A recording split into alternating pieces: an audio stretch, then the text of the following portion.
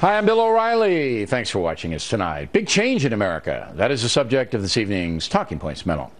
Under President Obama, the USA has greatly increased social welfare programs. The president will tell you that's because it's a bad recession, but we've gone through bad recessions before and never had the amount of dependence on the federal government that we have now.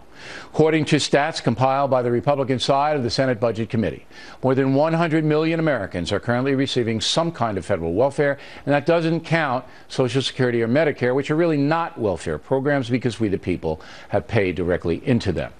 Medical assistance, Medicaid, the most used welfare program. In the year 2000, 34 million Americans were on Medicaid. Now the number is 54 million.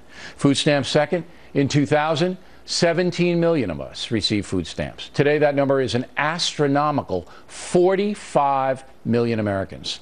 Spending on food stamps alone is projected to reach nearly $1 trillion over the next decade. So what does it say about the country? Well, some Americans need help, no question about it. But what President Obama does not want to articulate is that there is a shift in how many Americans see themselves. It used to be self-reliance ruled. My parents would never, under any circumstances, take government welfare payments. My father would have driven a cab, painted houses, worked in a fast food place before he did that. Come to think of it, that's what his son, me, did in my early adulthood. But now many of us feel we are entitled to free stuff because it's not really our fault if we're not prospering. It's the country's fault. So the country has to make it up to us by sending us money. That's what's going on. There's a tremendous sense of entitlement among some younger Americans and some older citizens who simply have not succeeded. President Obama is encouraging that mindset by putting out a narrative that says wealthy Americans and business people are not paying their fair share of the feds.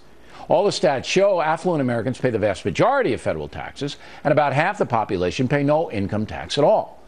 In France, the new socialist president there wants to tax the affluent at a rate of 75%. 3/4 of their stuff he wants. He wants to do that so he can dole the money out to French citizens who don't have very much, thereby ensuring their permanent support. Do you see a difference between the French socialist strategy and what the Democratic Party wants in the USA? I don't. It's just a matter of percentage points. And that's a memo.